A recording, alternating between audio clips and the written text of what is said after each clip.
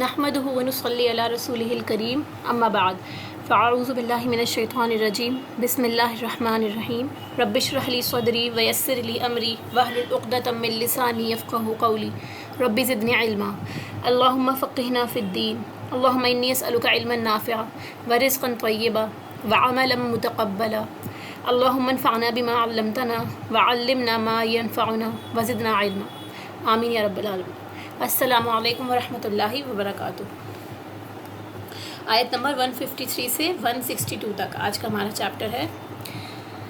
आयत नंबर 153 आपके सामने मौजूद है। ओ you who have believed seek help through patience and prayer, कि अल्लाह की मदद नमाज और सब्र के साथ है, और जो लोग ऐसा करते हैं तो Indeed God is with the patient. तो आज का टॉपिक जो है वो मुसीबत के ऊपर है कि किस तरह से मुसीबत इंसान बर्दाश्त करता है और अल्लाह ताला उसको क्या मकाम अता करता है। सबसे पहले इसको रूट वर्ड्स के साथ समझेंगे। या अय्युहल्लज़ीना आमनू, ए लोगो जो ईमान लाए हो, इस्ताइनु मदद हासिल करो। एन वाव और नून ऑन जो है वो इसका रूट है, यानी मदद के लिए इस्तेमाल होता है कि तुम मदद मांगो, मदद तलब करो। बिस सब्री वस्सला, सब्र और नमाज के साथ। अब यहाँ सब्र का लफ्ज़ी माना देखिए, लफ्ज़ी माना सब्र का होता है रुक जाना, ख़ुद को रोक लेना।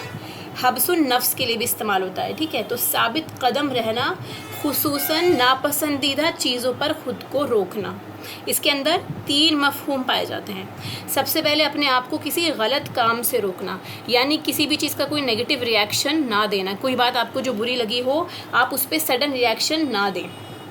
दूसरा मफ़हूम आता है कि इताअत का पाबंद हो जाना, यानी जो आप इबादत कर रहे हैं, अल्लाह की इताअत के जो काम हैं वो आपको मुश्किल नज़र आते हैं, लेकिन आप उनको कंटिन्यूसली करते रहते हैं, तो उस पर पाबंदी से अपने आप को जमाना, ये भी इसी के अंदर आता है, सब्र के अंदर। तीसरा मफ़हूम इसका जो हम आम तौर से इस्तेमाल करते हैं कि गम और दुख, मुसीबत के वक्त इंसान जो है अपनी हुदूद को कायम रखे।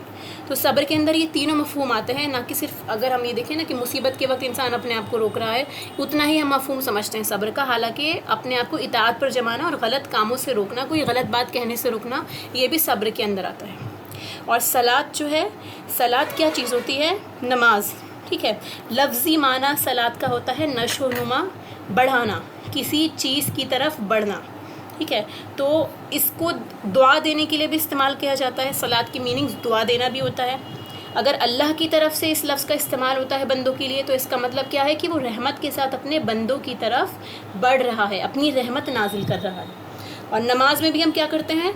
अल्लाह की तरफ अपने कदम बढ़ाते हैं, अल्लाह की तरफ रुजू करते हैं। इन्नल्लाह मअस-साबिरीन, बेशक अल्लाह ताला सब्र करने वालों के साथ है। वला तक़ूलू लिमन युक़तलू, और ना तुम कहो उन्हें जो युक़तलू क़त्ल कर दिए जाएं, मार दिए जाएं, फ़ी सबीलिल्लाहि, अल्लाह के रास्ते में, अमवात, कि वो मुर्दा हैं। उन लोगों को जो अल्लाह के रास्ते में अपनी जान दे देते हैं या मर जाते हैं, उनको आप मुर्दा ना कहें। बल अहयाउन, बल्कि वो ज़िंदा हैं। वलाकिन ला तशउरून, लेकिन तुम शऊर नहीं रखते। वलनबलुवन्नकुम, वलनबलुवन्नकुम, इसके अंदर जो है वा का मीनिंग है, और लाम जो है ये ताकीद के लिए इस्तेमाल हुआ है। अलबत्ता नून ज़बर ना, ये जो ना इस्तेमाल हुआ है ये हम के लिए इस्तेमाल होता है, यानी हम, और रूट इसका बा लाम और वाव है, बला के लिए भी इस्तेमाल होता है, ठीक है।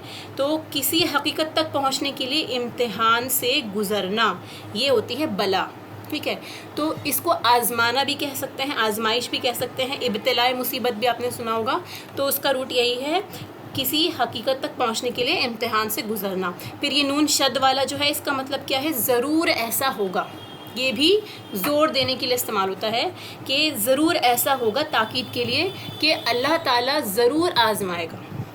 बिशैइन, साथ किसी भी चीज़ की, ठीक है, कोई भी चीज़ हो सकती है यहाँ पे। मिनल खौफी, खौफ में से। अब उसकी एक दे दी गई है सीक्वेंस आपके सामने है इस आयत के थ्रू कि अल्लाह ताला किन किन चीज़ों के ज़रिए अपने बंदों को आज़मा सकता है, आज़माता है, या पहले भी आज़माया जा चुका है। सबसे पहले उसमें क्या आ रहा है? मिनल खौफी, खौफ से आज़माया जाता है, किसी चीज़ का भी फियर, किसी चीज़ का डर जो हम महसूस करते हैं। वल जुई, और भूख से।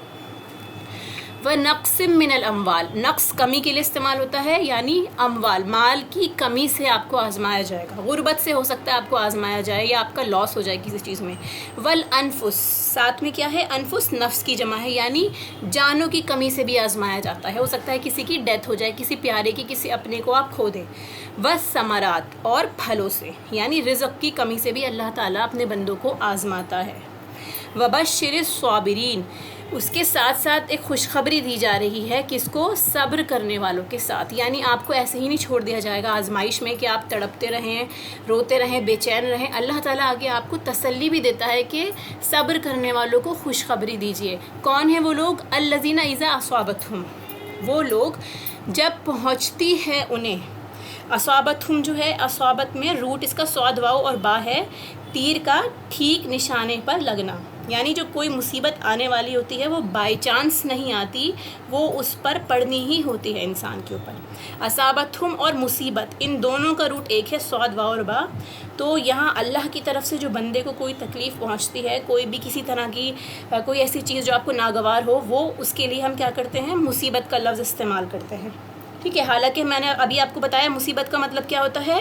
صحیح جگہ پر پہنچنے والی چیز، یعنی وہ بائی چانس نہیں ہوا کہ آپ کے اوپر کوئی چیز آ گئی، وہ آپ کی قدر میں لکھا تھا کہ وہ آپ کے ساتھ ہوگا۔ کیوں؟ کیونکہ اس میں اللہ تعالیٰ آپ کو آزمانا چاہتا ہے۔ تو قالوا انا للہ، وہ لوگ کیا کہتے ہیں جب ان پر مصیبت آتی ہے؟ کہ ہم اللہ ہی کے ہیں، وَإِنَّا إِلَيْهِ راجعون، اور بے شک ہم اسی کی طرف رجوع کرنے والے ہیں، لوٹنے والے ہیں۔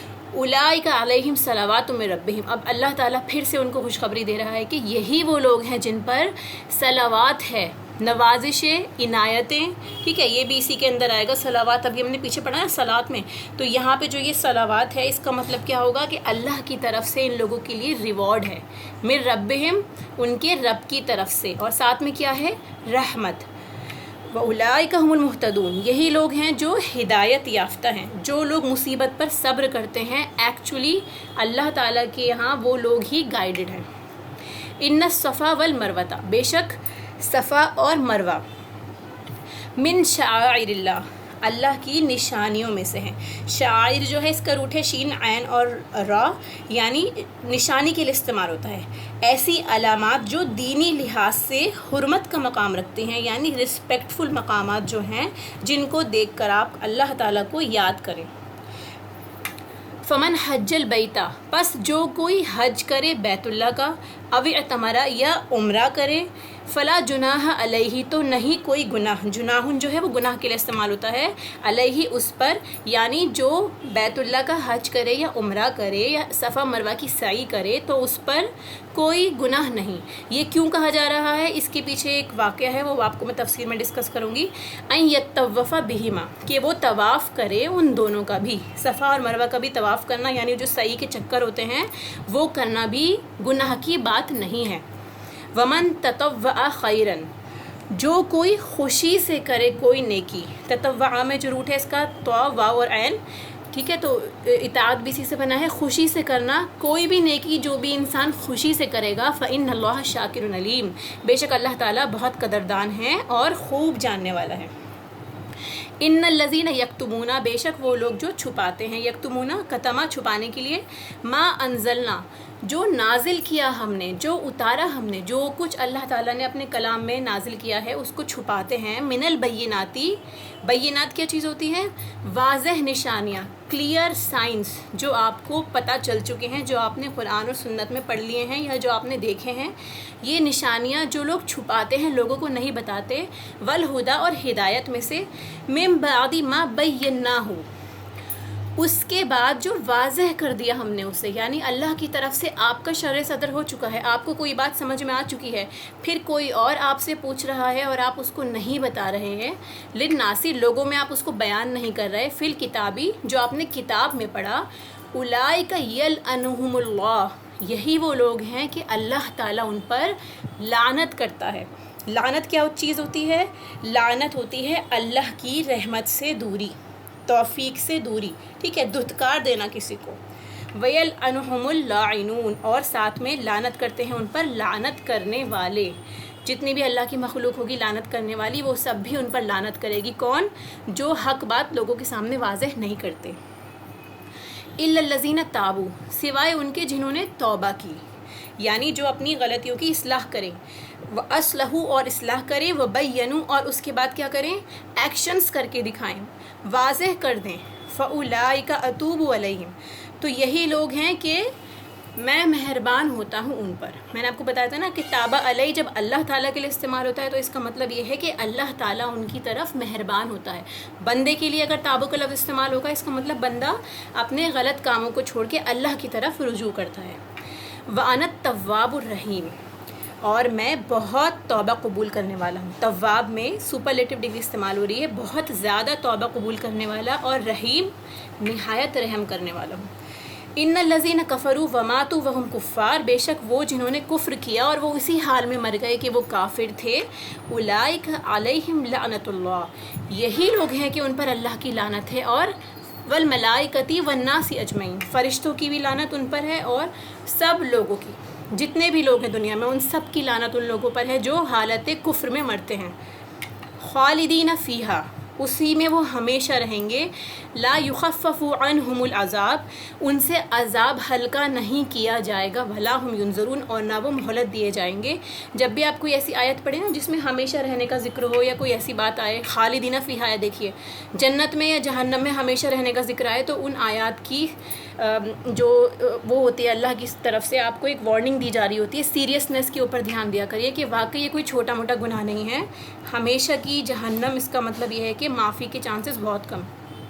अल्लाह ताला ये भी फरमाते हैं कि उनसे अज़ाब भी कम नहीं किया जाएगा और ना वो मोहलत दिए जाएंगे। फिर आखिर में इन सारी आयत को बता के फिर अल्लाह ताला तौहीद की तरफ ध्यान डालता है हमारा कि व इलाहुकुम इलाहुम वाहिद, कि तुम्हारा इलाह सिर्फ़ एक ही इलाह है, कोई और बचने का रास्ता नहीं है, लिहाजा अल्लाह की तरफ ही रुजू करो। ला इलाहा इल्ला हुवा रहमानुर रहीम, कोई और इलाह नहीं मगर वही जो रहमान है और रहीम है। अब इनको एक एक करके स्टडी करते हैं। या अय्युहल्लज़ीना आमनू इस्तईनु बिस्सब्रि वस्सलाह इन्नल्लाहा मअस्साबिरीन, इन आयत को भी समझिए और इसकी मीनिंग साथ में लेके चलते हैं कि ए ईमान वालों, सब्र और नमाज के ज़रिए मदद चाहो। Seek help through patience and prayer. जब भी अब हमारी लाइफ में कोई मुश्किल आती है तो हम क्या करते हैं, सबसे पहले हमारा क्या रिएक्शन होता है, हम किसके पास जाते हैं। एक वो रवैया है और दूसरा रवैया ये है जो अल्लाह सुब्हानहू व तआला यहाँ पे हमें एडवाइस करता है कि आपको मुसीबत के वक्त क्या करना चाहिए। तो इसीलिए हमारे लिए कमांड जो सबसे पहले एक्सेप्ट करने का है वो किसका है, अल्लाह सुब्हानहू व तआला का, कि seek help through patience and prayer, Indeed Allah is with the patient, कि अल्लाह ताला सब्र करने वालों के साथ है। तो सब्र क्या चीज़ होती है, ये एक अंदर की कैफियत है, इंसान के अंदर की, उसके नफ्स का जिहाद है। जैसे हमने अभी इसके मीनिंग में पढ़ा, सब कामों में सबसे मुश्किल तरीन काम जो है सब्र करना है। आपने बहुत सारे लोगों से सुना होगा कि हमसे अब सब्र नहीं होता, हम कब तक बर्दाश्त करें, बर्दाश्त की एक लिमिट होती है। तो यही बताया जा रहा है कि ये सबसे मुश्किल काम है। फिर उसके बाद सलात के बारे में बताया जा रहा है कि वो आज़ा का जिहाद है। हमारी बॉडीली जो हम फिज़िकल किसी भी तरह की कोई एक्टिविटी करते हैं उसमें सबसे ज़्यादा मुश्किल काम नमाज अदा करना है, अपने आप को 5 वक्त का नमाज का पाबंद बनाना। तो रब्बानी होने के लिए इंसान को एक क्राइटेरिया भी दिया गया है कि वो अमल करके दिखाए, सिर्फ ज़बान से ना कहे कि हम अल्लाह वाले हैं या हम अल्लाह से मोहब्बत करते हैं, हम ईमान वाले हैं। उसकी नमाज में कितना शौक़ है, वो कितने शौक़ के साथ नमाज़ पढ़ता है, अल्लाह का रंग उसके अमल में नज़र आता है या नहीं।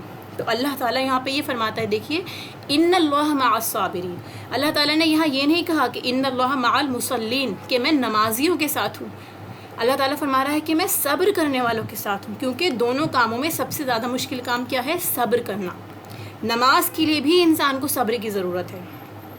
जो सब्र करेगा उसके बाद खुशखबरी दी है अल्लाह ने कि अल्लाह की मदद उसके लिए ज़रूर आएगी। तो मुसीबत के मायने जैसे मैंने आपको बताया, जो चीज़ लिखी हुई है वो पहुँचेगी। हदीस के अल्फाज हैं, जो तुझे पहुँचा वो तुझसे ख़ता होना ही ना था, और जो तुझसे ख़ता हो गया वो तुझ पर आना ही नहीं था। यानी जो चीज़ आपकी तकदीर में लिखी हुई है वो आपसे ख़ता नहीं होगी, वो टलेगी नहीं, और जो चीज़ आप तक नहीं आई वो आप तक आ ही नहीं सकती थी। तो मौत के लिए भी बताया जाता है कि ऐसा नहीं हो सकता कि जिसका जब जी चाहे उसकी मौत आ जाए। انلیس یہ کہ کوئی بندہ خود اپنے ہاتھوں سے اپنی جان لیتا ہے. لیکن یہ ہے کہ جب جس کی موت لکھی ہے اللہ کے قانون کے مطابق اس کی موت تبھی ہی آئے گی. تو مصیبت جو ہے بیماری، نقصان اور حادثات، ان سب کے لیے مصیبت کا لفظ ہم استعمال کرتے ہیں. ٹھیک ہے. پھر اب یہ دیکھیے نعمت کے ملنے پر جو اللہ تعالیٰ یہاں پہ ہمیں پچھلی آیات میں اللہ تعالیٰ نے بتایا تھا نا، ہم نے لاسٹ آیت کیا پڑھی تھی؟ فَاذْكُرُونِي أَذْكُرْكُمْ وَاشْكُرُوا لِي وَلَا تَكْفُرُونَ، کہ جب بھی انسان کو نعمت ملے گی تو وہ یقیناً اللہ کا ذکر بھی کرے گا اور شکر بھی کرے گا. ان دونوں کاموں کو کرنے کے لیے بھی صبر اور اللہ کی مدد ضروری ہے. کہ جب ہم اپنی ذمہ داری نبھانے لگیں گے، اس نعمت کا اعلان لوگوں کے بیچ میں کرنے لگیں گے، اس کو عام کرنے کی کوشش کریں گے، تو لازماً مشکلات کا سامنا کرنا پڑے گا. مشکلات کس طرح کی؟ آپ کی لائف میں پریشانیاں آئیں گی تو آپ کو دو طریقے کا رویہ آپ اپنا سکتے ہیں. یا تو آپ اس مشکل کام کا مقابلہ کریں، اس مشکل کا سامنا کریں، استقامت کے ساتھ اپنے کام پہ جمے رہیں، جو آپ کر رہے ہیں حق کے راستے پر ہیں آپ اس کو کرتے رہیں. یا پھر دوسرا رویہ کیا ہو سکتا ہے انسان کا، کہ وہ پیچھے ہٹ جائے، پڑھنا چھوڑ دے، اپنا جو کام کر رہا ہے اس کو چھوڑ دے، واپس پلٹ جائے. تو دونوں کاموں میں سے واپس پلٹنا زیادہ آسان ہے حالانکہ، لیکن انجام اس کا زیادہ خطرناک ہے. یہ بالکل اس طرح کا ہے جیسے کسی کو ایک مقام، ایک پوزیشن مل رہی ہو، اسے ایک نئی ذمہ داری مل رہی ہو اور وہ اسے ریجیکٹ کر دے، اسے دور پھینک دے. مثال کے طور پر سمجھیے کہ ایک جنرل ہے جس کو اپنی پوزیشن جو ہے وہ بہت پیاری ہے، وہ بہت خوش ہے، لوگوں کو گائیڈ بھی کرتا ہے، اچھے سے ٹرین بھی کرتا ہے. لیکن جب جنگ کا موقع آتا ہے، جب ضرورت ہوتی ہے لڑائی کی، اس وقت وہ ریزائن کر دیتا ہے. ٹھیک ہے. تو آپ یہ سوچئے کہ کس طرح سے وہ اپنے عہدے کو، اس وقت جب اس کو فرض اپنا نبھانا تھا، واقعی اس کی ضرورت تھی، تو وہ اپنے فرض سے پیچھے ہٹ گیا. کیا وہ لوگوں کو مصیبت میں ڈال کر بھاگ جائے یا پھر جم جائے؟ تو اسی لیے اس بات سے یہ سمجھیے کہ ہم میں سے ہر ایک اللہ کا سولجر ہے. ہم سب کو اللہ نے ایک مقام دیا ہے، ایک ذمہ داری دی ہے، جس کے ساتھ ساتھ کچھ رسپانسبلٹیز بھی ہم سب پر آئی ہیں، انڈیویجول لیول پر بھی. تو جم جانے میں انسان کن کن طرح سے مشکلات فیل کرتا ہے.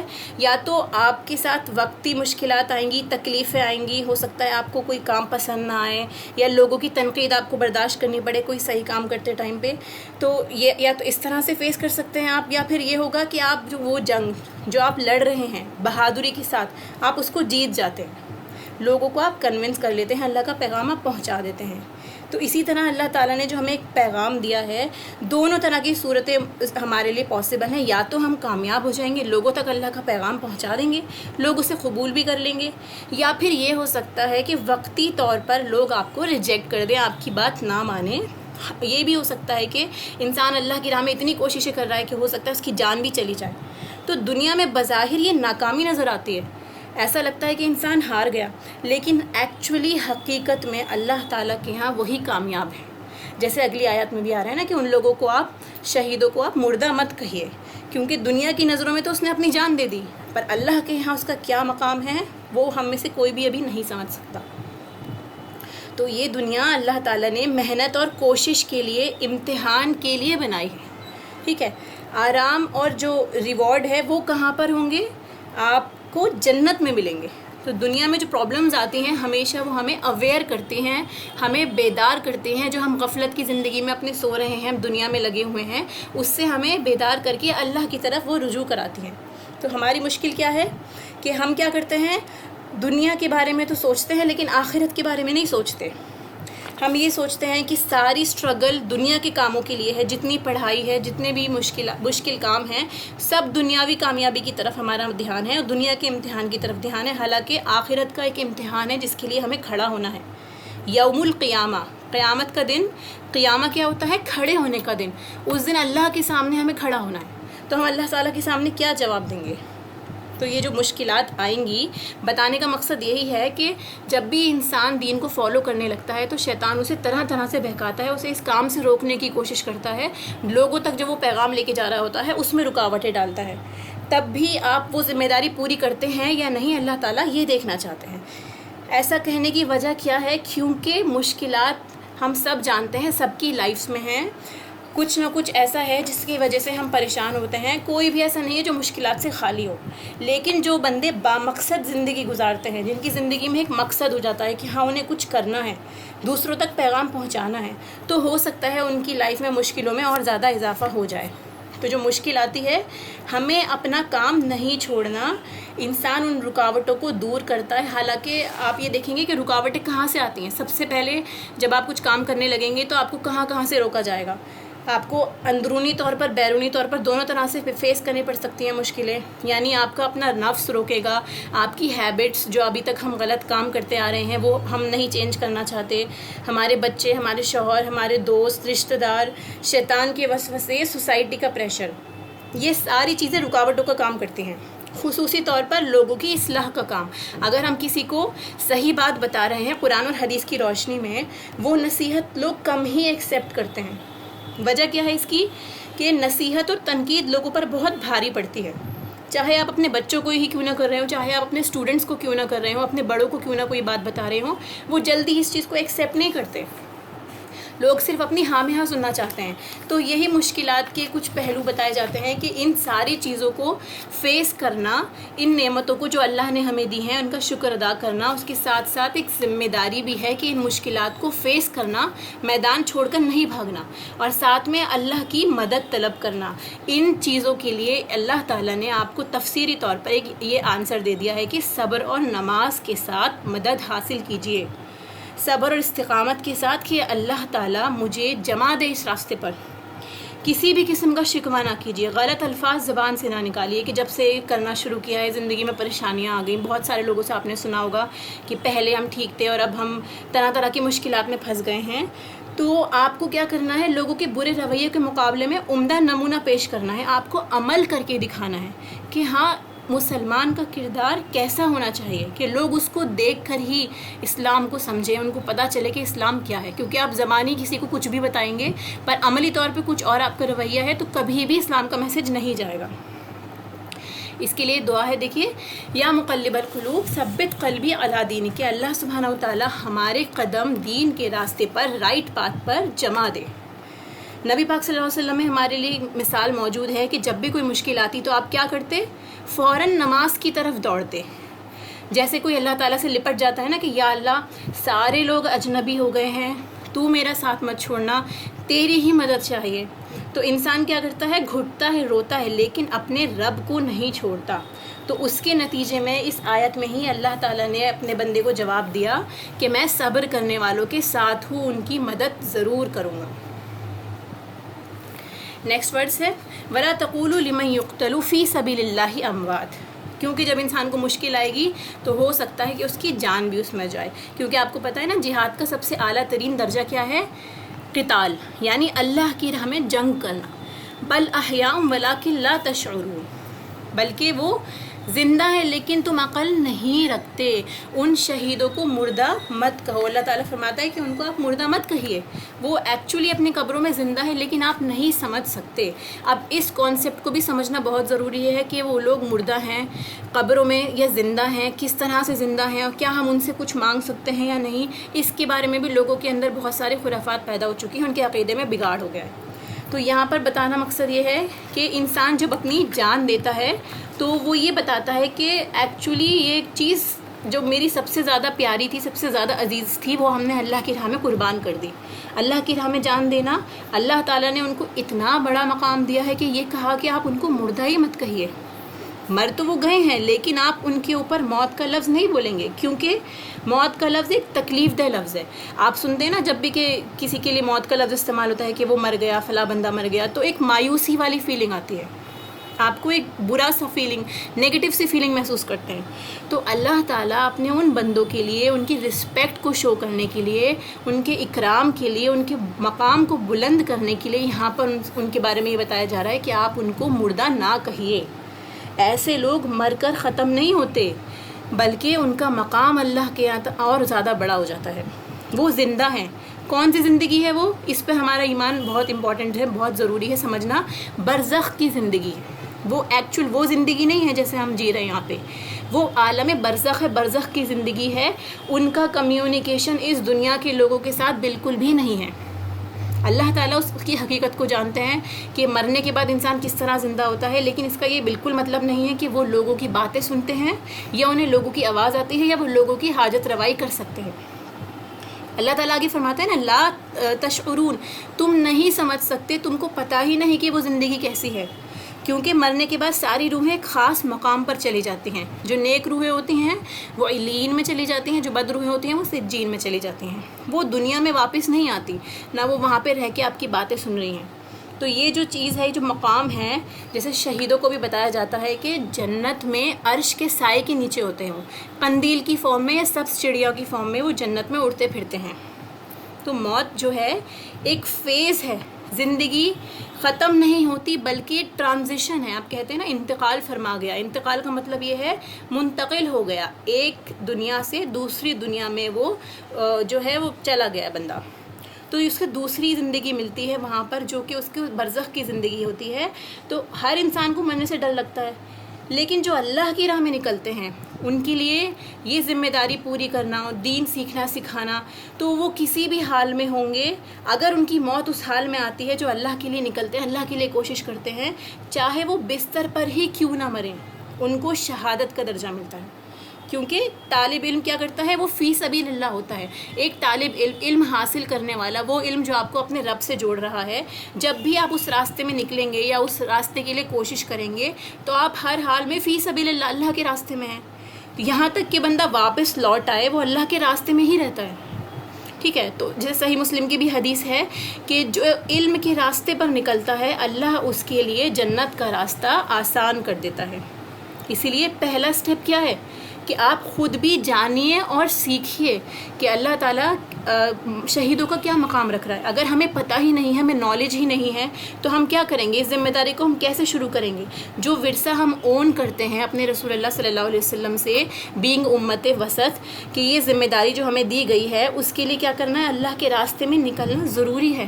اگر ہمیں اس کا علم ہی نہیں ہوگا تو ہم قربانی کیسے دیں گے، صبر کیسے کریں گے، جب تک آپ کو پتہ نہیں کہ اللہ سبحانہ تعالیٰ نے قرآن میں یہ آیت نازل کی ہے ان اللہ مع الصابرین، تو آپ کیسے بڑے بڑے کام کر سکتے ہیں؟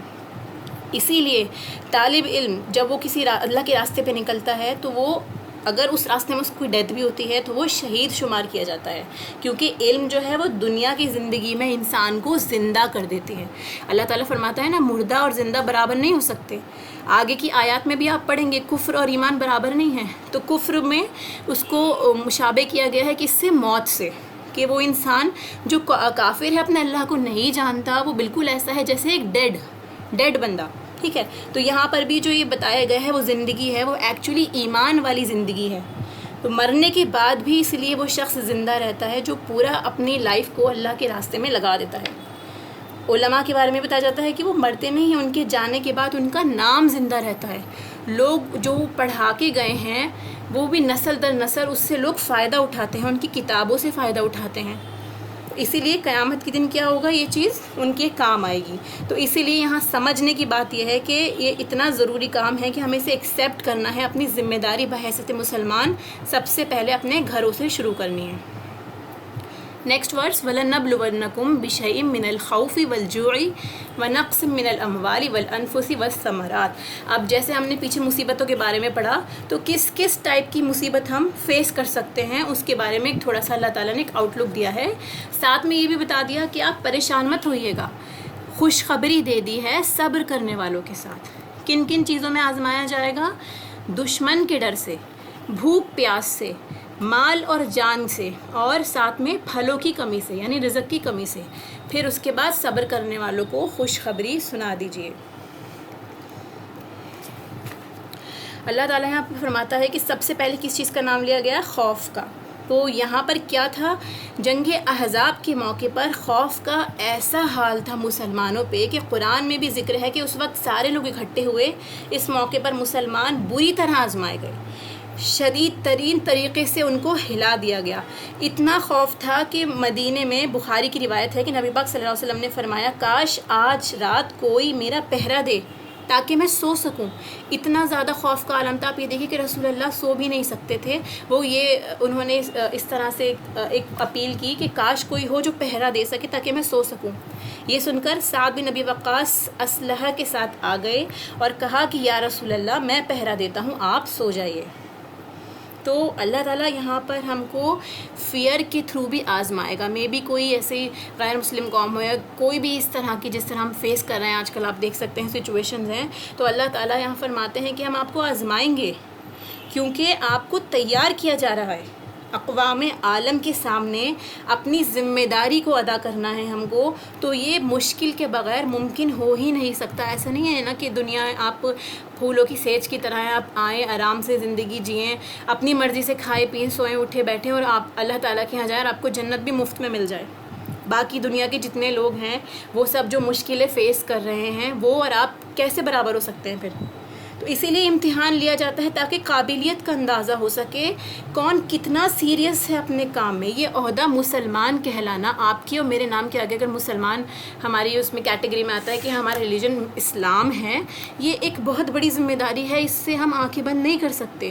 نہ ہم صرف اس خوش فہمی میں جی سکتے ہیں کہ ہاں مسلمان ہیں بس اتنا بہت ہے، تھوڑا بہت نماز اور روزہ زکوٰۃ وغیرہ کر لیجیے، بس اتنا اللہ تعالیٰ کے سامنے ہمارے لیے کامیابی ہو جائے گی. حالانکہ اللہ تعالیٰ کیا فرماتا ہے کہ اس کو سیریس لینا ہے.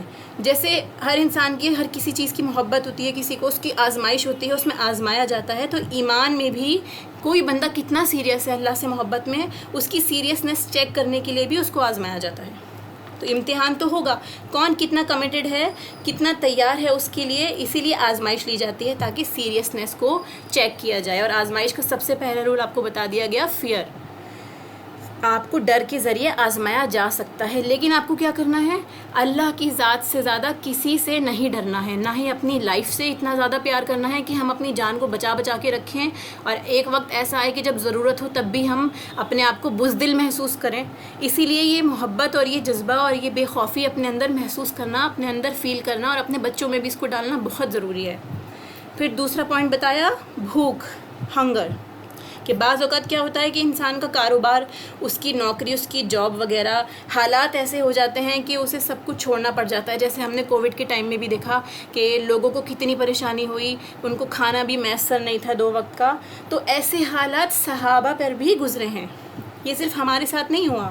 بخاری کی حدیث ہے کہ حضرت ابو ہریرہ فرماتے ہیں کہ میں نے صفہ والوں میں 70 آدمی ایسے دیکھے ہیں جن کے پاس چادر تک نہ تھی، یا فقط تہبند تھا یا پھر کمبل تھا جسے انہوں نے گردن سے باندھ رکھا تھا. یہ صفہ والے کون تھے؟ اہل صفہ ایکچولی وہ لوگ تھے جو اپنا سب کچھ چھوڑ کے، اپنا گھر بار چھوڑ کے صرف رسول اللہ صلی اللہ علیہ وسلم کے پاس آ گئے تھے تاکہ ان سے دین کی نالج حاصل کر سکیں. ان کو کسی طرح کے کام سے، کوئی کاروبار سے کوئی ریلیشن نہیں تھا. وہ سب کچھ چھوڑ کر آئے تھے صرف اس لیے کہ وہ دین کی صحیح نالج ڈائریکٹ رسول اللہ سے حاصل کر سکیں. تو جو یہ بتایا جاتا ہے کہ ان کے پاس صرف ایک کمبل تھا، تو اس میں بھی یہ تھا کہ کسی کی پنڈلیاں آدھی کھلی ہوتی تھی، کوئی ٹخنوں تک ڈھکا ہوتا تھا جسے وہ اپنے ہاتھ سے سمیٹ رہے ہوتے تھے اس ڈر سے کہ کہیں ان کا سطر نہ کھل جائے. ان کے پاس کپڑے بھی نہیں تھے پوری باڈی کو کور کرنے کے لیے. مکہ والے کیا کرتے تھے کہ وہ بھی زیادہ تر کھجوروں پر ہی رہتے تھے، گوشت کھانے کے عادی نہیں تھے.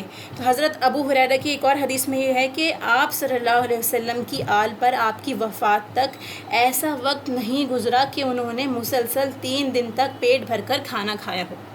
یعنی کنٹینیوسلی انہوں نے پیٹ بھر کے کھانا نہیں کھایا، 3 دن ایسے نہیں گزرے، یہاں تک کہ آپ اللہ کے پاس چلے گئے. تو جس عظیم کام کی طرف اللہ تعالیٰ نے اکٹھا کیا ہے تو اس میں قربانی بھی بڑی ہوگی. کوئی چیز آپ کو چھوڑنی پڑ سکتی ہے، اس کی جگہ ہو سکتا ہے اللہ تعالیٰ آپ کو دوسری چیز میں اضافہ کر دے. جیسے آپ نے اگر اپنی بھوک کو کنٹرول کیا، آپ کو پتہ ہے کہ آپ کو پڑھنا ہے یا آپ کو کچھ کام سے باہر جانا ہے، یا کچھ بھی ایسی چیزیں جو آپ کو انگیج کر کے رکھتی ہے، اس میں ہو سکتا ہے آپ کو کھانے کا ٹائم نہ ملے یا پھر آپ کسی بھی طرح سے بزی ہو جائیں. تو یہ بتایا کہ آپ قربانی کس درجے کی ہوتی ہے کہ انسان کو ہو سکتا ہے کہ کھانا بھی چھوڑنا پڑے، کھانا پینا چھوڑنا پڑے، اسے نیند چھوڑنی پڑے.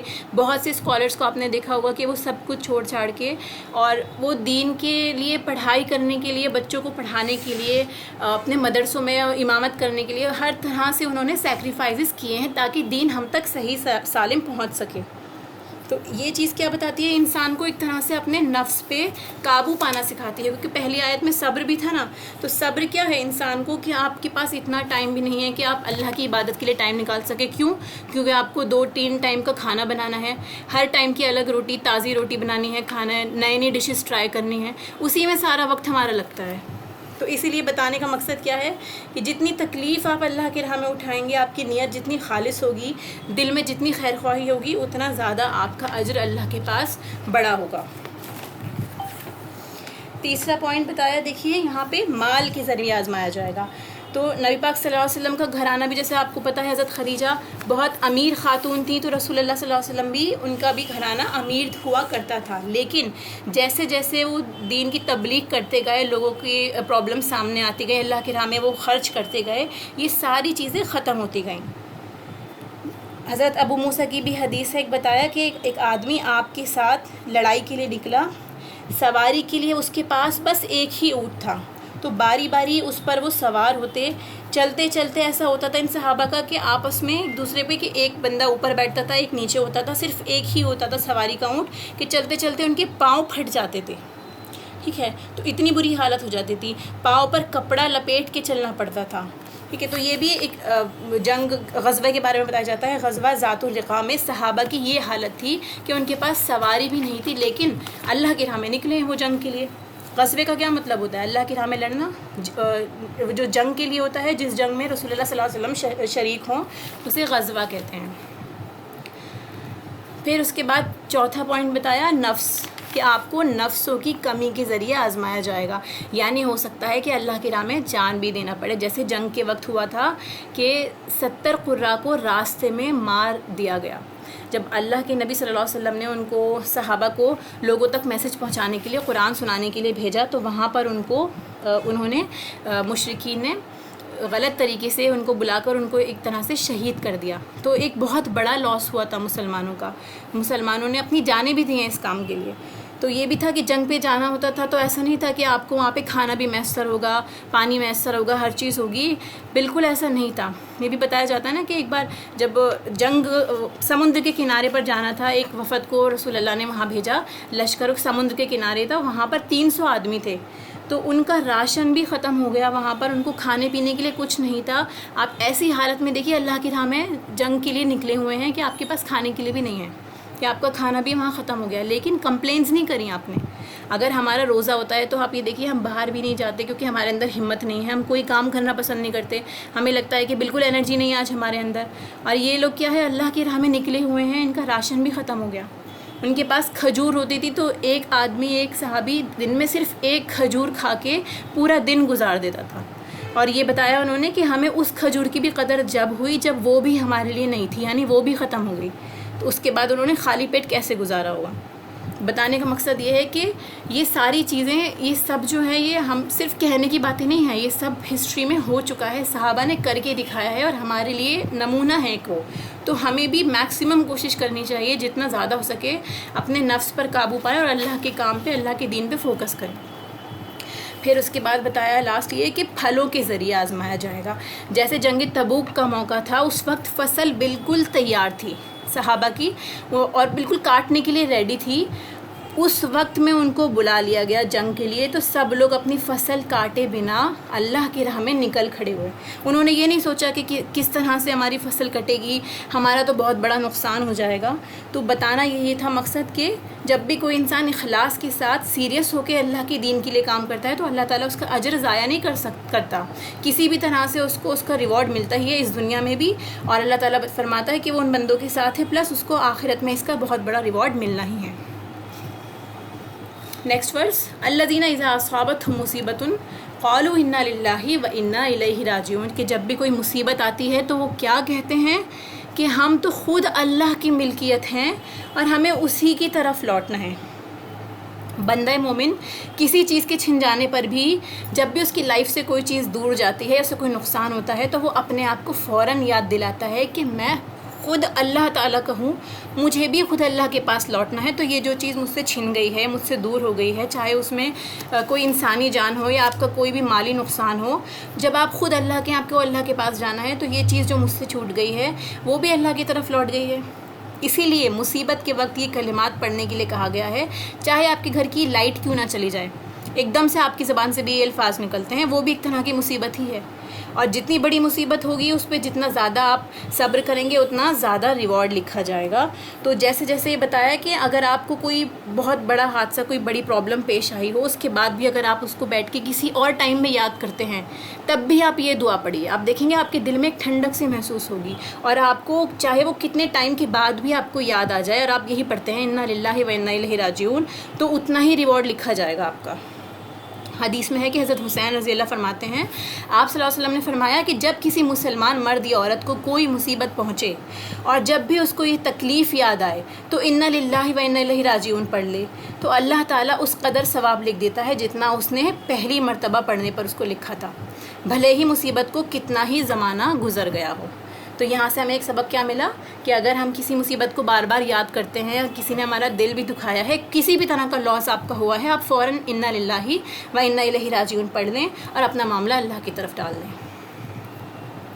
اولئک علیہم صلوات من ربہم ورحمہ، انہی لوگوں کے اوپر ان کے رب کی طرف سے نوازشیں ہیں، رحمتیں ہیں، بلیسنگز ہیں اینڈ مرسی ہے۔ اولئک ہم المہتدون، اور اللہ تعالیٰ فرماتا ہے کہ یہی لوگ گائیڈڈ ہیں، ان لوگوں کو بشارت دی گئی ہے کہ اللہ تعالیٰ اپنی رحمتیں ان کے لیے اتارتا ہے۔ جب بھی مصیبت آنے پر اللہ تعالیٰ کا نام لیا جائے، اللہ کی طرف رجوع کیا جائے، یہ چیزیں کیا کرتی ہیں؟ انسان کو صبر سکھاتی ہیں، اس کو سکون دیتی ہیں۔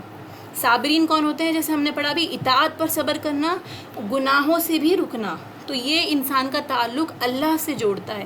جب بھی آپ اپنے آپ کو کسی چیز میں جس میں آپ کا بہت دل کر رہا، اپنے نفس کے اگینسٹ جا کر صرف اللہ کی رضا کے لیے کوئی کام کریں گے، آپ دیکھیں گے ایک تعلق اللہ سے محسوس ہوتا ہے، آپ اللہ سے کنیکٹڈ فیل کرتے ہیں، کیونکہ صرف آپ کو پتہ ہوتا ہے کہ آپ نے اللہ کے لیے وہ کام کیا ہے، تو وہ آپ کو گائیڈ کرتا ہے۔ اور یہی چیز کیا ہوتی ہے؟ ہدایت کہلاتی ہے، کہ انسان اپنے آپ کو اللہ سے کنیکٹڈ محسوس کرے۔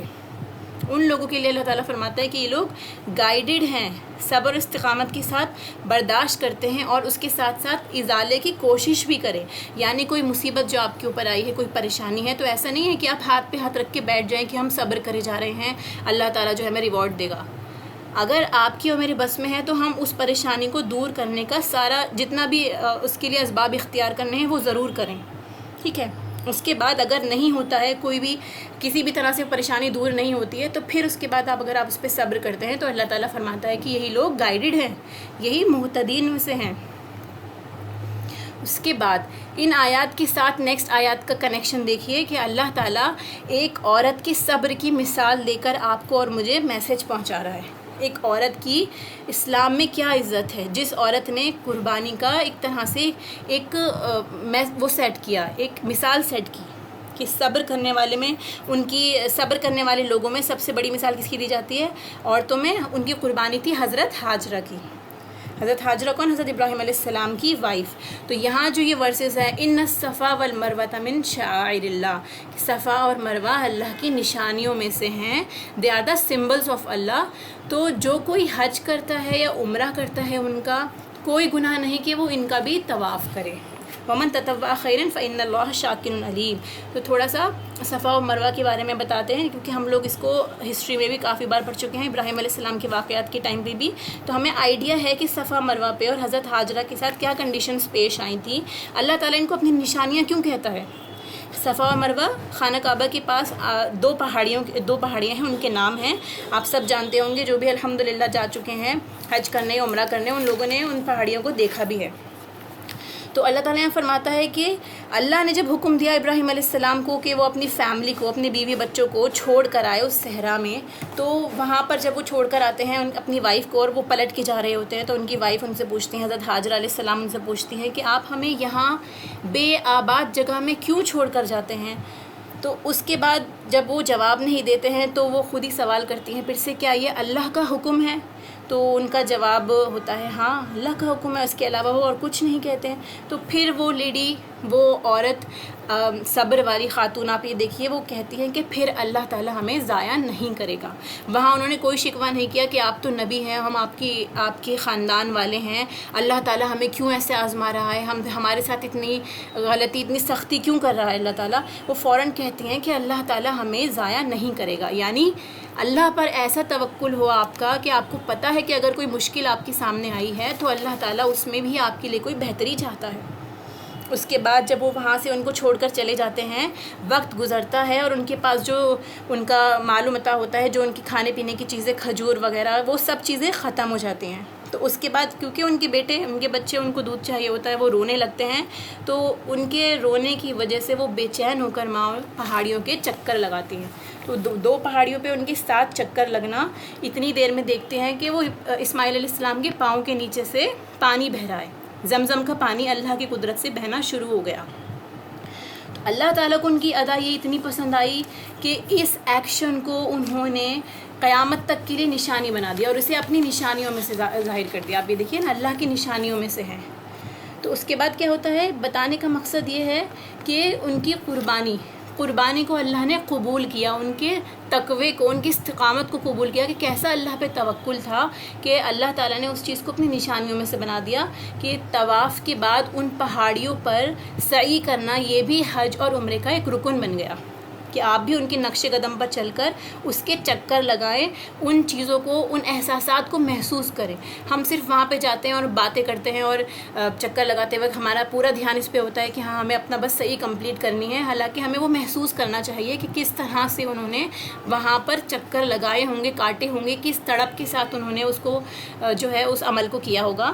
تو بتانے کا سبق یہ تھا کہ اللہ تعالیٰ کے جو بندے ہوتے ہیں وہ قربانی ہر مقام پر کرتے ہیں، چاہے وہ ان کی اپنی ذات پر، ان کی فیملی لیول پہ ہو، لیکن اللہ کا حکم جو آ گیا اس کے آگے وہ اپنا سر جھکا دیتے ہیں، مشکل پر صبر کرتے ہیں، اس کے ازالے کی کوشش کرتے ہیں، شکایت نہیں کرتے، خواہ وہ ایک صحرا میں، آپ دیکھیے ریگستان میں جہاں پہ پانی نہیں ہے وہاں پہ بھی انہوں نے صبر کر کے دکھایا۔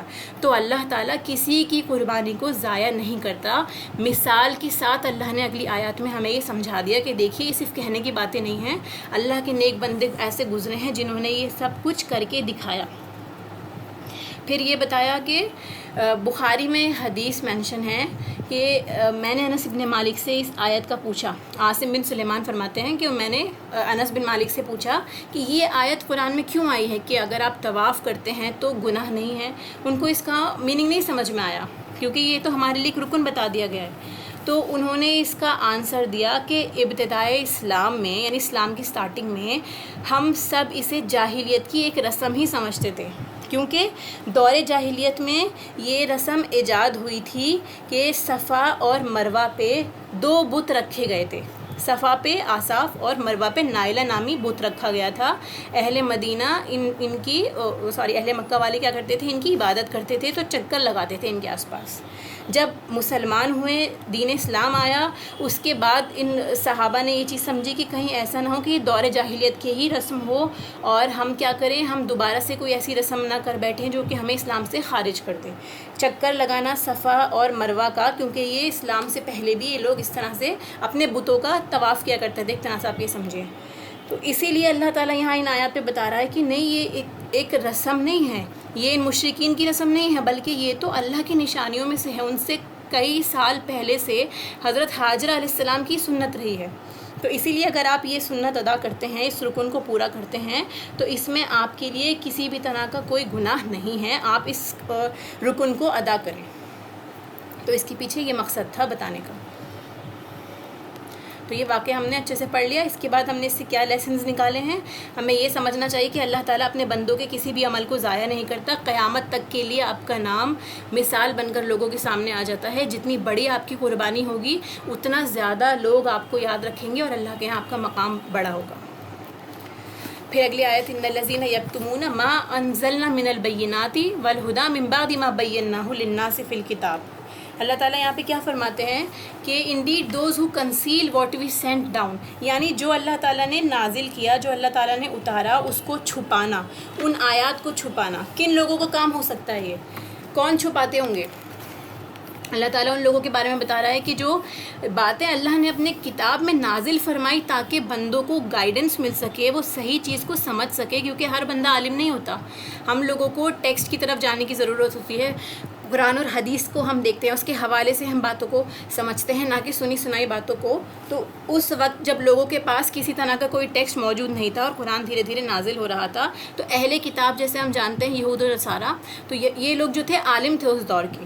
تو وہ لوگ جو آیات چھپاتے، لوگوں کو نہ بتاتے، تو یہ اللہ تعالیٰ نے ان آیات کے تھرو بتایا کہ یہ کوئی معمولی بات نہیں ہے اللہ کی آیات کو چھپانا. یہ ایک بہت بڑا جرم ہے. ایسے لوگوں پر اللہ کی بھی لعنت، فرشتوں کی لعنت اور سب لوگوں کی لعنت ہے. لعنت کا مطلب جیسے میں نے آپ کو بتایا، اللہ کی رحمت سے دوری. جو اس علم کو عام نہیں کرتا، جو علم آپ کو اور مجھے مل رہا ہے، چاہے ہمیں تھوڑا بہت بھی علم حاصل ہوا اور ہم دلیل کے ساتھ اس کو سمجھ پا رہے ہیں، اگر ہم اس کو چھپائیں گے، آپ سے کوئی آ کے پوچھتا ہے اور آپ کو آنسر پتہ ہوتا ہے، دلیل بھی آپ کو پتہ ہوتی ہے، تب بھی آپ نہیں بتاتے کسی بھی ریزن کی وجہ سے. مے بی یہ کہ اس کا فائدہ نہ ہو، یا مے بی یہ کہ وہ آگے نہ بڑھ جائے، عمل میں آگے نہ بڑھ جائے، کوئی بھی ریزن ہو سکتا ہے. اگر آپ اس کو چھپاتے ہیں یا اس وجہ سے کہ آپ کی مفاد پر پڑتی ہے، تو یہ نشانیاں اللہ تعالیٰ کی ہیں. ان کو اللہ تعالیٰ نے کہا ہے کہ آپ انہیں کھول کر بیان کریں، لوگوں میں اعلان کر دیں حق کا، تاکہ سب لوگوں تک بات پہنچ سکے. جو لا علم ہے وہ علم حاصل کر سکے. علم کا چھپانا ان آیات کے روح سے بہت بڑا جرم قرار پاتا ہے. حضرت ابو ہریرہ فرماتے ہیں کہ اگر قرآن میں یہ 2 آیتیں نہ ہوتیں، یہ والی اور اس کی اگلی آیت، تو کیا ہوتا؟ تو میں کوئی بھی حدیث بیان نہ کرتا. کیونکہ ان لوگوں کو احتیاط اتنی تھی نا کہ کوئی بھی بات غلط نہ بتا دیں آپ، رسول اللہ سے منسوب کر کے دین کے نام پر کوئی ایسی من گھڑت بات نہ بتا دے کہ جو دین کا حصہ نہ ہو. وہ اس کا نتیجہ بھی کیا ہے؟ جہنم ہے. اسی لیے کہ آپ بہت سوچ سمجھ کے بولنا ہے. لیکن یہ آیت آپ کو یہ بھی بتاتی ہے کہ آپ کو چھپانا بھی نہیں ہے. ترمذی کی روایت ہے کہ رسول اللہ صلی اللہ علیہ وسلم فرماتے ہیں، عابد پر عالم کی فضیلت ایسی ہے جیسے میری فضیلت تمہارے ایک ادنا آدمی پر. پھر رسول اللہ صلی اللہ علیہ وسلم نے فرمایا کہ بے شک اللہ، اس کے فرشتے اور آسمان و زمین کی مخلوق، حتیٰ کہ چیٹیاں اپنے بل میں بھی، مچھلی اپنے پانی میں، سمندر میں رحمت کی دعائیں کرتی ہیں ان لوگوں کو جو بھلائی سکھانے والے ہیں. یعنی جو لوگوں تک علم کی باتیں پہنچا رہے ہیں، ان کے لیے یہ ساری چیزیں، ساری مخلوق جو ہیں وہ دعائیں کر رہی ہے. اور اس کے برعکس جو چھپاتے ہیں ان کے اوپر یہ ساری چیزیں، ساری مخلوق کیا کرتی ہے؟ ان کے اوپر لعنت کرتی ہے. لعنت مطلب اللہ کی رحمت سے دوری. ایک اور حدیث ہے کہ آپ صلی اللہ علیہ وسلم فرماتے ہیں، جو شخص ایسے راستے پر چلے جس پر وہ علم تلاش کرے، یعنی وہ علم کی تلاش میں نکل رہا ہے، اللہ اس کے لیے جنت کے راستے آسان کر دیتا ہے. فرشتے طالب علم کے لیے اس کے عمل سے خوش ہو کر اپنے پر بچھا دیتے ہیں. اور عالم کے لیے آسمان اور زمین کی ہر چیز، حتیٰ کہ مچھلیاں پانی میں مغفرت کی دعائیں کرتی ہیں. عالم کی فضیلت عابد پر، عالم جو علم حاصل کر رہا ہے، ایک عابد جو عبادت میں لگا ہوا ہے، تو عالم کی فضیلت عابد پر ایسی ہے جیسے چاند کی فضیلت سب ستاروں پہ. یعنی اگر آپ علم حاصل کر رہے ہیں تو آپ عبادت گزار سے زیادہ ہیں. کیوں؟ وجہ کیا ہے؟ کیونکہ جتنا آپ کا علم میں اضافہ ہوتا رہے گا، آپ کا عمل اور بہتر ہوتا رہے گا، اور آپ کے علم سے بہت لوگ فائدہ اٹھا سکتے ہیں. تو علماء کو کیا کہا جاتا ہے؟ علماء انبیاء کے وارث ہیں. جس نے وہ علم حاصل کیا اس نے ایک بڑا حصہ حاصل کر لیا. وہ آیت ہے نا قرآن کی، ہوا خیر مما یجمعون، ان تمام چیزوں سے جو ہم جمع کر رہے ہیں یہ بہتر ہے. یہ کیا چیز؟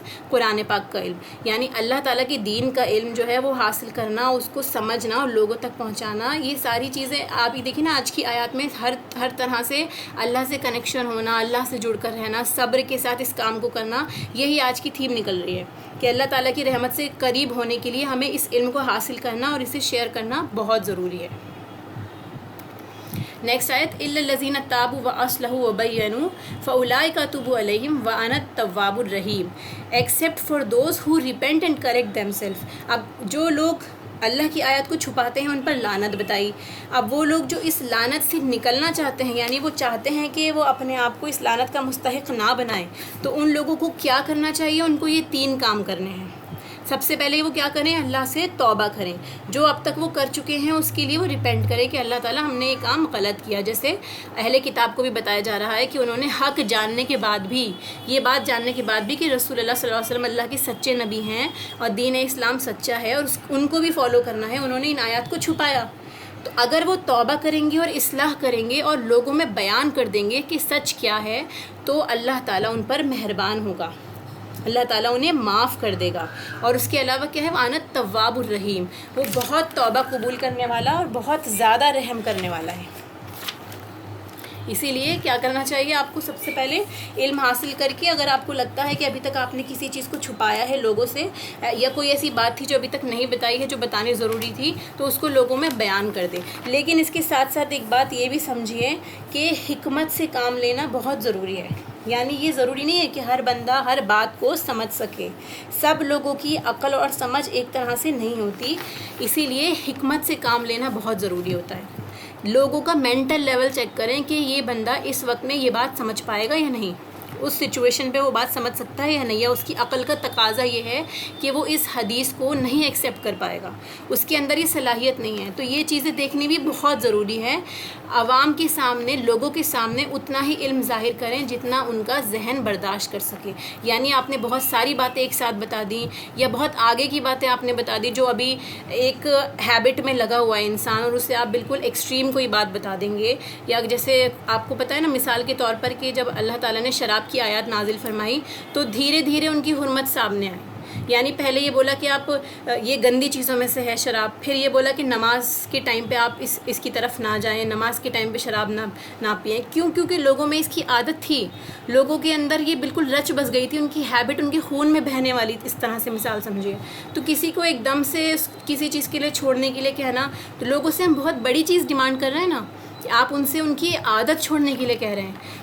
اس کے لیے ان کو پریپیئر کرنا بہت ضروری ہے, ان کے ذہن کو اس کو برداشت کرنے کے لائق بنائیں, دھیرے دھیرے اسمال ڈوزز میں ان کو دیں, ان کو سمجھائیں. تو یہ بہت ضروری ہے حکمت کی چیز. اگر آپ کسی ناقدرے کو کوئی ایسی چیز دے دیں گے تو وہ اس کی قدر نہیں کرے گا, تو یہ بھی حکمت پہ ظلم ہوگا. اور اگر کوئی اہل علم ہے, کوئی علم حاصل کرنا چاہتا ہے, وہ جاننا چاہتا ہے, اور اسے آپ نہ بتائیں تو یہ بھی اس پر ظلم ہوگا. تو ان دونوں چیزوں سے بچنے کی ضرورت ہے. پھر نیکسٹ ورس, ان الذین کفروا وماتوا وهم کفار اولئک علیہم لعنۃ اللہ وملائکتہ والناس اجمعین. یقیناً جو کفار اپنے کفر میں ہی مر جائیں, ان پر اللہ تعالیٰ کی, فرشتوں کی اور تمام لوگوں کی لعنت ہے. تو کفر کیا چیز ہے یہاں پر؟ حق کو جاننے کے بعد بھی انکار کر دینا. دوسرا معنی کیا تھا؟ چھپانا. جیسے پچھلی آیت میں تھا کہ آپ کو پتہ ہے, حق پتہ ہے, پھر بھی آپ اس کو چھپا رہے ہیں. تو یہاں پر جو کفر ہے وہ کیا ہے؟ حق کو چھپانا. حق جان لینے کے بعد, ماننے کے بعد اس کا اظہار نہ کرنا, اپنا ایمان ڈکلیئر کرنا اس لیے ضروری ہے. جو شہادت دلائی جاتی ہے نا, کہ جب بھی کوئی مسلمان ہوتا ہے اسے شہادت دلائی جاتی ہے, تو وجہ اس کی یہی ہے کہ اس کا صرف یہ کہنا کہ میں مسلمان ہوں کافی نہیں ہے, اس کا ڈکلیئر کرنا بھی بہت ضروری ہے. اس کے بعد جیسے یہاں پہ بتایا کہ نا ہمارا کام کیا ہے کہ ہم لوگوں کا میسج, اللہ کا میسج بھی پہنچائیں. تو اس میں کیا ہوگا کہ آپ کو اپنے آپ کو بھی اس کے لیے پریپیئر کرنا بہت ضروری ہے. اور اس میں اللہ تعالیٰ نے جیسے پچھلے انبیاء کی اور ان کی حضرت ہاجرہ کی بھی مثال آپ کے سامنے پیش کی, کہ خلاصہ ان آیت کا یہ نکلتا ہے کہ اللہ تعالیٰ کی دین کے لیے انتھک کوشش کرنا, قربانیوں کو قبول کرنا, اس کے علاوہ جتنا آپ سے ہو سکے اپنے بچوں کو, اپنی فیملی کو تیار کرنا. تو اس کے بعد کیا ہے؟ حق کو ایکسیپٹ کرنا بھی, اور ساتھ میں اس کو لوگوں تک پہنچانا بھی. ہم لوگ اپنی فیملیز کو کیا دے رہے ہیں؟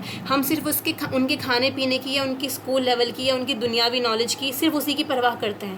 حالانکہ ان کے روح میں بھی اللہ نے ایک پیاس رکھی ہے, اس کے بارے میں نہیں سوچتے ہم, نہ اپنے بھائی بہنوں کے لیے, نہ اپنا رشتہ داروں کے لیے, کہ ان کو بھی ایک تڑپ ہے کہ وہ بھی سیکھنا چاہتے ہوں گے, ان کی روح بھی جاننا چاہتی ہوگی. لیکن ہم اگر دین صرف اپنے تک رکھیں گے, ان تک نہیں پہنچائیں گے, تو یہ بھی ایک بہت بڑا ان کا نقصان ہے. تو یہاں یہ بتایا جا رہا ہے کہ حضرت ابراہیم علیہ السلام اور حضرت ہاجرہ علیہ السلام کی طرح, جیسے پچھلی آیت میں ہم نے لیسن لیا کہ آپ نے دنیاوی عیش و عشرت کے اوپر ترجیح دینے کے بجائے اللہ پر توکل کیا, اللہ تعالیٰ نے بھی ان کی قدردانی کی. تو ہمیں بھی اس چیز کو زیادہ سے زیادہ جو ہے اپنے بچوں میں ان کو دین کی سمجھ دینی ہے, کہ جو تکلیف اس راستے میں آتی ہے اسے بھی آپ برداشت کریں. حضرت ہاجرہ کی اس وقت میں ہمیں تقلید کرنے کی ضرورت ہے, کہ ہم اللہ کے اوپر چھوڑ دیں, لیکن اللہ کے دین کو کسی کے لیے بھی نہ چھوڑیں. اور یہی چیز ہمیں اپنے آگے نسلوں تک بھی پہنچانی ہے, اس دین کی امپورٹنس, اس دین کا فریضہ. خالدین فیہا لا یخفف عنہم العذاب ولا هم ینظرون. جیسے اس آیت میں ہے نا کہ جو اسی حال میں مر گئے, تو ان لوگوں کے بارے میں سوچیے نا کہ جن تک یہ میسج نہیں گیا, یا پھر وہ لوگ ہیں جو نام کی تو مسلمان ہیں لیکن ان کا عمل خراب ہے، یا ان کا عمل ایسا ہے کہ وہ جان کے انجان والی بات ہو گئی ہے، یا پھر یہ ہے کہ وہ حق کو چھپا رہے ہیں، یا پھر وہ اللہ کی اس طرح عبادت نہیں کر رہے جس طرح اللہ تعالیٰ چاہتا ہے. تو ان کے لیے یہ چیز بتائی کہ خالدین فیہا لا یخفف عنہم العذاب ولا ہم ینظرون، کہ وہ ہمیشہ ہمیشہ اسی میں رہیں گے، اس سے نکالے ہی نہیں جائیں گے. تو کتنی ڈر کی بات ہے کہ اگر ہم کسی کا اب برا عمل ہوتے ہوئے دیکھ رہے ہیں، ہم دیکھ رہے ہیں کہ وہ اپنے آپ کو برباد کرنے پہ لگا ہوا ہے، پھر بھی ہم اسے نہ روکیں صرف اس لیے کہ ہمیں یہ لگتا ہے کہ وہ ہماری بات نہیں مانے گا. تو اس لیے کم سے کم کوشش کریں اپنے لیول سے جتنا ہو سکے، جتنا آپ بتا سکیں حکمت کے ساتھ، ایٹ لیسٹ اس کے اوپر حجت تمام کریں. آپ کا اور ہمارا کام کیا ہے؟ صرف پہنچا دینا. اللہ تعالیٰ ہی دلوں کا حال بدل سکتا ہے، اللہ تعالیٰ ہی ہدایت دے سکتا ہے، لیکن ہمیں ایٹ لیسٹ میسج پہنچانا بہت ضروری ہے. پھر آخری آیت جو ہے پچھلی آیت سے اس کو ملا کے دیکھیے، وَإِلَٰهُكُمْ إِلَٰهٌ وَاحِدٌ لَا إِلَٰهَ إِلَّا هُوَ الرَّحْمَٰنُ الرَّحِيمُ، کہ انسان کے پاس جو سب سے بڑی دولت اللہ نے دی ہے وہ کیا ہے؟ اللہ تعالیٰ کی توحید. اگر ہم اللہ پر یقین رکھتے ہیں، ایک اللہ پر ایمان رکھتے ہیں، تو ہمارے لیے سب سے زیادہ امپورٹنٹ یہ ہے کہ اللہ پر پورا یقین رکھنا، پورا بھروسہ رکھنا. الہ کا کیا مطلب ہوتا ہے؟ الہ کون ہوتا ہے؟ انسان دنیا میں جس چیز سے سب سے زیادہ مرعوب ہو جاتا ہے، جس چیز سے سب سے زیادہ اس کو رعب محسوس ہوتا ہے، اس کو وہ اپنا الہ یعنی معبود بنا لیتا ہے، اسی کی بندگی کرنے لگتا ہے، اس کی ہاں میں ہاں ملانا، اس کے پسند کا کام کرنے لگتا ہے.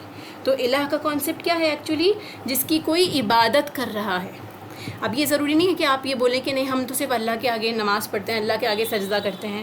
کوئی بھی ایسی چیز ہے جو آپ کو اللہ کے حکموں سے روک رہی ہے یا پھر آپ کو مجبور کر رہی ہے کہ آپ اس کام کو نہیں چھوڑ پا رہے ہیں، تو آپ نے اس کو اپنا الہ بنا لیا ہے. ٹھیک ہے، تو الہ کیا چیز، اس کے بنیادی معنی کیا ہوں گے کہ جس سے عقل حیران رہ جائے، مرعوب ہو جائے انسان اتنا زیادہ کہ اسی کے آگے اپنے گھٹنے ٹیک دے. تو اسی لیے بتانا مقصد تھا. اللہ تعالیٰ فرماتا ہے کہ امت کی تربیت کیسے ہو سکتی ہے؟ سب سے پہلے اپنے آپ کو اس منصب سے جوڑنے کے لیے بھی آپ کو توحید سے جڑنا ضروری ہے. پہلے توحید پر آ جائیں. پہلا سبق جو اللہ نے دیا وہ کیا ہے؟ لا الہ الا اللہ، کہ آپ اگر اپنی توحید میں ہی پکے نہیں ہیں، اللہ کے سوا سب سے ڈرتے ہیں، اللہ کی باتوں سے اوپر آپ کو ہر چیز پرائیورٹی پر ہے، تو اس کا مطلب کیا ہے کہ ہمیں اپنی کریکشن کی ضرورت ہے سب سے پہلے. تو اسی لیے دین کی درستگی کے لیے، ایمان کی درستگی کے لیے پہلا سبق ہمیں یہاں پہ توحید کا بتایا جا رہا ہے. اور جیسے سورہ بقرہ میں آپ کو دیکھا ہوگا، آپ نے بھی پڑھا ہوگا، آگے آنے والی ورسز میں بھی اللہ تعالیٰ کچھ احکامات دے رہا ہے ہمیں کچھ کرنے کی شریعت کے حساب سے. جیسے آپ دیکھیں گے روزے کا حکم آئے گا اور باقی چیزیں آئیں گی جو اب ہم پہ قانون لاگو ہونے والا ہے مسلمانوں پہ. اس سے پہلے اللہ تعالیٰ ان کی ایمان کو اسٹرانگ کرنا چاہتا ہے کہ آپ اپنی توحید کو درست کریں، دلائل کے ساتھ سمجھیں. اگلی آیت میں بھی اللہ تعالیٰ نے دلائل دیے ہیں کہ کیوں اللہ تعالیٰ معبود ہے اور آپ اس کی عبادت کریں، کیونکہ اس کام کو کرنے کے لیے آپ کو سب سے پہلے اللہ سے کنیکشن اسٹرانگ ہونا بہت ضروری ہے. آپ کا ایک اللہ پہ ایمان ہونا بہت ضروری ہے کہ اللہ تعالیٰ کے لیے ہی ہر عمل ہے. اپنے آپ سے اوپر ہمیں اللہ کی پسند کو رکھنا ہے، اللہ کے دین کو. انشاءاللہ تعالیٰ اللہ تعالیٰ ہمیں عمل کرنے والا بنائے. اللہ تعالیٰ ہمارے ایمان کی درستگی فرمائے اور جتنا زیادہ ہو سکے ہم دوسروں تک بھی اللہ کا میسج پہنچا سکیں پورے حق کے ساتھ، جس طرح حق ہے اس کو ادا کرنے کا. وآخر دعوانا الحمدللہ رب العالمین. سبحانک اللہم وبحمدک، اشہد ان لا الہ الا انت، استغفرک واتوب الیک. السلام علیکم ورحمۃ اللہ وبرکاتہ.